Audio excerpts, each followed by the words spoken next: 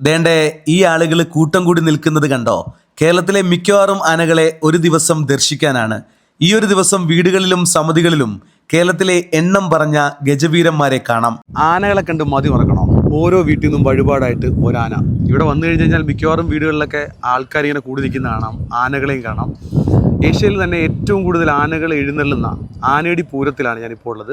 അങ്ങ് തമിഴ്നാട്ടിൽ നിന്നും മുഖ്യമന്ത്രി സ്റ്റാലിൻ പോലും ഈ ഒരു ക്ഷേത്രത്തിലേക്ക് ആനകളെ എഴുന്നള്ളിക്കുന്നുണ്ട്. വയലും കരയും നിറഞ്ഞു നിൽക്കുന്ന പതിനായിരങ്ങൾക്ക് പൂരക്കാഴ്ച ഒരുക്കുന്ന ചരിത്രപ്രസിദ്ധമായ ആനയടി ഗജമേള.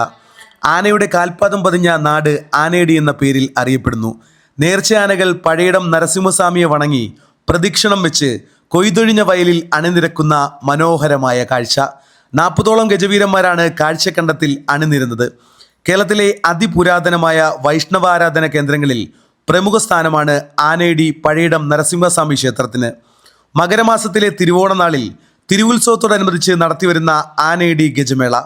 കൊല്ലം ജില്ലയിൽ ശൂരനാട് വടക്ക് പഞ്ചായത്തിലെ ആനയടി എന്ന സ്ഥലത്താണ് പഴയിടം നരസിംഹസ്വാമി ക്ഷേത്രം സ്ഥിതി ചെയ്യുന്നത്.